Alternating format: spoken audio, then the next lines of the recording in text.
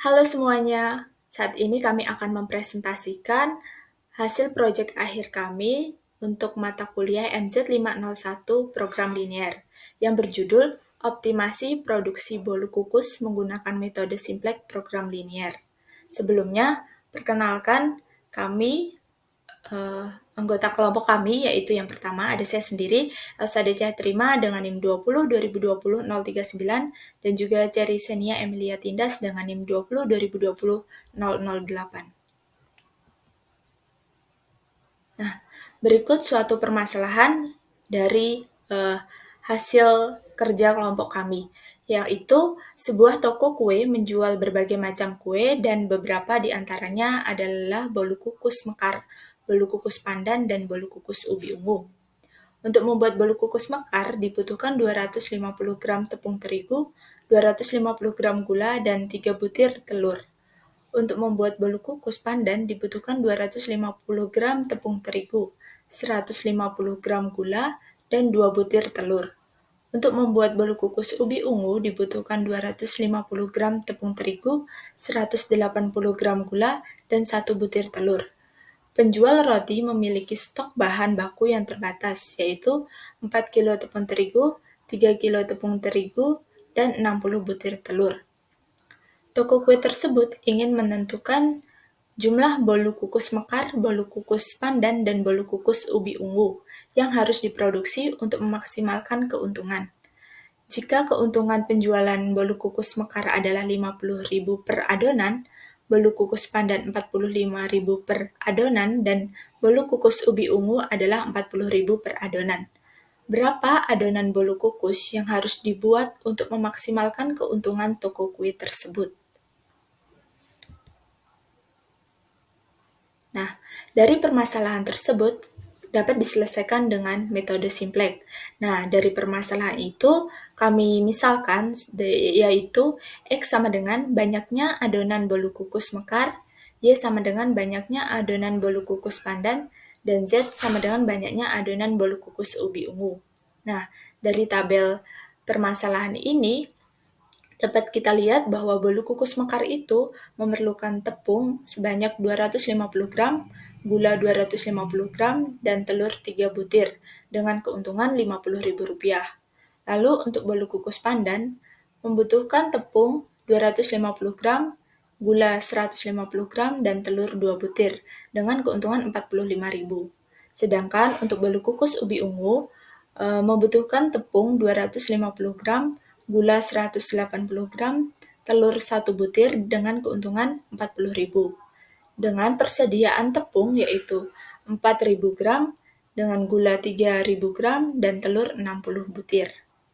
Nah, dari persamaan tersebut, dari persamaan di tabel tersebut, terdapat persamaan di tabel kendala ini yaitu 250X ditambah 250Y ditambah 3Z kurang dari sama dengan 4.000.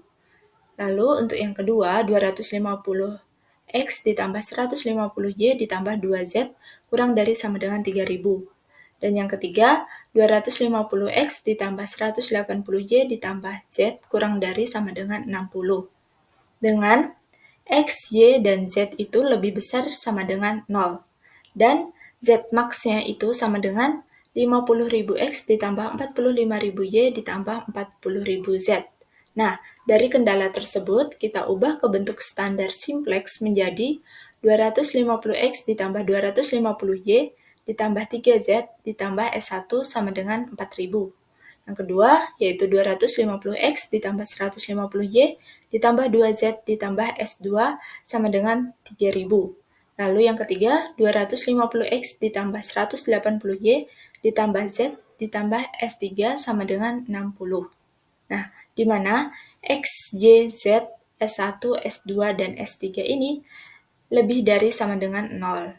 Dan Z max-nya sama dengan 50.000 X ditambah 45.000 Y ditambah 40.000 Z ditambah 0 S1 ditambah 0 S2 ditambah 0 S3. Baik, untuk selanjutnya kita akan lihat cara perhitungannya. Dari persamaan yang tadi bisa kita masukkan ke dalam tabel simplex ini. Nah, untuk membuat tabel simplex ini kita bisa menggunakan Excel untuk perhitungan yang lebih mudah. Gitu. Kemudian di sini kita tuliskan terlebih dahulu untuk CJ-nya atau koefisiennya. Kemudian di sini ada koefisien basis. Nah, untuk koefisien di sini kita bisa tuliskan dengan koefisien dari Z yang kita temukan di persamaan sebelum. Kemudian untuk basis variabel di sini kita tuliskan S1, S2, S3. Kemudian untuk variabel di sini kita tuliskan X, Y, Z, S1, S2, dan S3, RHS, rasio, dan operasi. Nah, kemudian di sini ada ZJ dan ZJ kurang CJ. Nah, untuk iterasi awal, kita bisa tuliskan di bagian kolom di sini itu dengan koefisien yang ada pada persamaan sebelum, yaitu 250, 3, 1, 0, 0. Nah, di sini 250, 150Y, 2Z, 0S1, 1S2, 0S3. Kemudian di sini ada 250 X, 180Y, dan 1Z. 0S1, 0S2, dan 1S3. Nah, untuk RHS-nya juga di sini kita bisa tuliskan dari persamaan sebelum, yaitu di bagian kapasitas ada 4.000 gram tepung tadi, 3.000 gram gula, dan 60 butir telur. Nah, untuk perhitungannya, pertama kita akan mencari nilai ZJ terlebih dahulu dengan, kalau di Excel kita bisa menggunakan sum product dari kolom X dengan kolom koefisien basis. Untuk perhitungan manualnya, kita bisa mengalihkan antara 0 dan 250 ditambah 0 dikali 250 dan ditambah dengan 0 dikali 250 lagi. Begitu pula dengan kolom-kolom selanjutnya akan dikali dengan koefisien basis, kemudian hasilnya dijumlahkan seperti itu, sampai ke bagian RHS. Dan akhirnya kita akan menemukan seperti ini. Nah, selanjutnya, karena sudah menemukan ZJ, sekarang kita akan mencari ZJ min CJ. Caranya adalah mengurangkan baris dari ZJ di sini dengan koefisien yang ada di atas ini, sehingga mendapatkan hasil seperti ini. Kemudian, karena di sini masih ada nilai negatif, maka kita akan memilih nilai negatif yang paling besar sebagai kolom pivot, yaitu min 50.000, dan untuk baris pivot yang itu kita akan memilih dari rasionya. Nah, untuk mencari rasio ini, kita bisa membagi antara RHS dan kolom pivot yang sudah kita temukan tadi. Jadi 4.000 dibagi 250 sama dengan 16, begitu pula seterusnya. Nah, untuk memilih baris pivot itu kita bisa memilih baris yang memiliki nilai positif paling kecil. Nah, di sini positif paling kecil itu sama dengan 0,24. Nah, di sini kita sudah menemukan baris pivot dan kolom pivot, sehingga untuk nilai pivotnya adalah 250. Kemudian, lanjut ke iterasi selanjutnya. Nah, untuk iterasi selanjutnya di sini, untuk yang di highlight warna kuning ini, kita akan mengeluarkan variabel basis dan koefisien basis ini menjadi variabel yang ada di kolom pivot, yaitu X dan 50.000. Nah, kita ganti ke bagian sini. Kemudian, kita lanjutkan perhitungan iterasi menggunakan perhitungan yang sama seperti iterasi 1. Dilanjutkan sama persis, tetapi untuk mengisi kolom sel-sel yang ada di sini, yang sebelumnya diisi dari koefisien persamaan sebelum, kita akan mengisinya sekarang menggunakan operasi yang ada di sini. Nah, langkah pertama yang kita bisa lakukan adalah mengubah nilai pivot 250 ini menjadi leading one atau menjadi 1. Dengan cara nilai yang ada di iterasi 1 ini, 250, dibagi dengan angka itu sendiri, sehingga bisa menjadi 1. Nah, seperti yang ada di bagian operasi sini.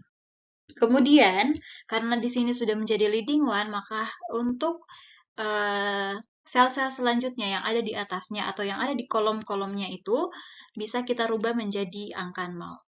Dengan cara seperti yang ada di operasi sini, yaitu untuk B2 dikurang 250 B3 aksen. B3 aksen ini maksudnya yang ada di iterasi pertama. Gitu. Nah, caranya mungkin dari Excel kita bisa tulis B2, yaitu B2 ini 250 dikurang dengan 250 dikali dengan 1, agar hasilnya menjadi 0. Nah, jika sudah menemukan hasilnya, kita tinggal drag sampai ke bagian RHS. Begitu pula dengan S1-nya. Kita bisa pakai cara seperti ini. B1 dikurang 250 dikali dengan B3, seperti yang ada di sini. Nah, akan menghasilkan 0. Nah, dari situ kita bisa tarik sampai ke bagian RHS juga. Nah, sama seperti sebelumnya kita tentukan ZJ terlebih dahulu, kemudian tentukan ZC dikurang CJ. Nah, karena di sini ZC dikurang CJ itu masih ada minus, yaitu min 39.800, maka kita bisa memilih kolom tersebut menjadi kolom pivot. Kemudian selanjutnya kita menentukan rasio, yaitu RHS dibagi dengan kolom pivot, sehingga menemukan hasil seperti ini. Nah, di sini kita pilih nilai yang paling kecil lagi, positif terkecil, yaitu 60. Kita pilih sebagai baris pivot. Nah, di sini yang menjadi nilai pivotnya adalah 0,004. Oke, kemudian 0,004 ini kita lanjutkan lagi ke iterasi 2, karena masih ada nilai negatif. Nah, kita akan ubah 0,004 ini menjadi 1 di iterasi 2. Sama seperti yang di iterasi 1, kita buat terlebih dahulu ini menjadi leading one dan sisanya menjadi angka 0. Gitu seterusnya. Kemudian kita mencari ZJ, kemudian mencari ZC dikurang CJ. Nah, di sini kita bisa lihat ZC dikurang CJ ini sudah tidak ada nilai negatif lagi, sehingga iterasi akan kita hentikan. Seperti itu.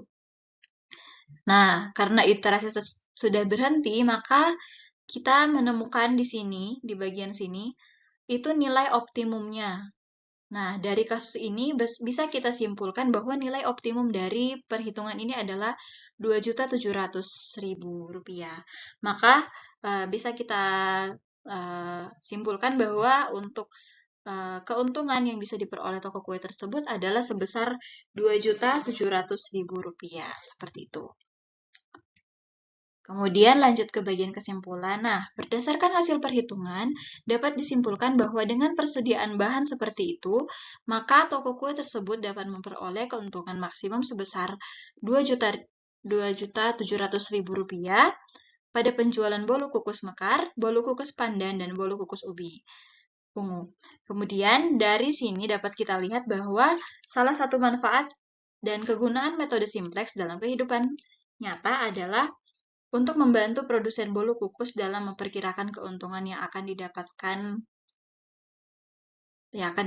dengan persediaan tertentu, seperti itu. Baik, terima kasih. Sekian dari kami.